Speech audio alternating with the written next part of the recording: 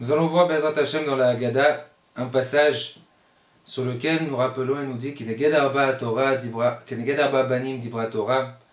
Par rapport à 4 enfants, la Torah s'est référée. Et par la suite, on va remarquer, on va voir que le Baal Haggadah nous écrit, nous dit Echad Chacham, Echad Rasha, Echad Tam, Echad She'eno Yodea Lishol. La Torah donne 4 catégories de personnes sur lesquelles les enfants peuvent se référer. Chacham, Rasha, un intelligent, un Rasha, je traduis littéralement, un Rasha, un mécréant, un Tam, un simplet, et une personne qui ne sait pas poser de questions, sur lequel on doit lui apprendre, à savoir poser des questions et développer son intelligence. Sur cela, beaucoup de Mefarshim posent la question et s'interpellent et demandent le contraire de Rasha, ça serait Tzadik. Comment ça se fait que la Torah, comment ça se fait que le Baal Haggadah, lorsqu'il commence et qu'il dit par rapport à 4 enfants, la Torah elle parle. Alors on aurait dû commencer, à la place de dire Echad Chacham, dire tout simplement Echad Tzadik, puisque c'est un Tzadik. Le premier, l'enfant sur lequel on parle au début, c'est un Chacham, c'est un Tzadik. Le contraire, l'inverse de Chacham, c'est Hmar, c'est un bête.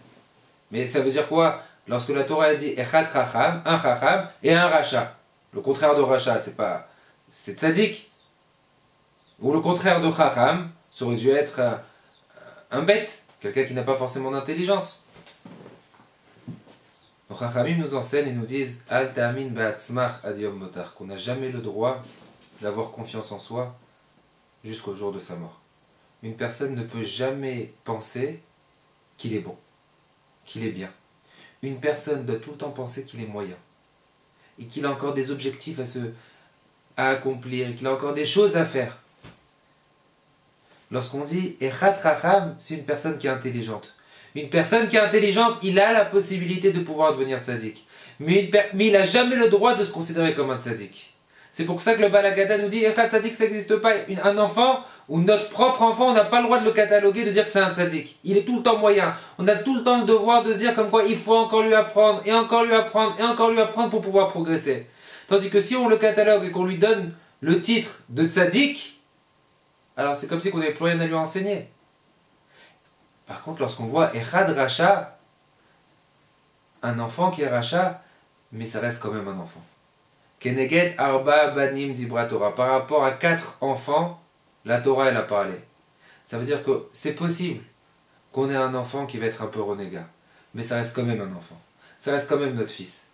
On a tout le temps le devoir, même s'il fait des erreurs, de continuer à faire le maximum de pouvoir l'éduquer correctement dans le derrière de la Torah.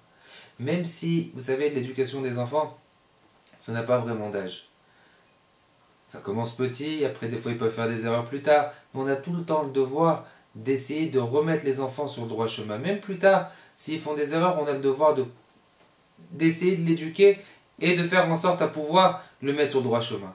Mais même s'il est rachat, ça reste quand même un ben, ça reste quand même un fils. Si à Kadosh Baruch Hu, nous on a pu faire beaucoup d'erreurs envers Hachem, mais Bani Matem Lachem, on est quand même resté les enfants d'Akadosh Baruch Hu. Akadosh Baruch Hu nous a tout le temps considérés comme ses enfants. C'est parce qu'il a tout le temps l'espoir qu'on puisse faire teshuva envers lui. Donc même si Chas Veshalom, il est possible qu'il puisse avoir un enfant de la fratrie qui puisse malheureusement un petit peu dévier, mais ça reste quand même un fils.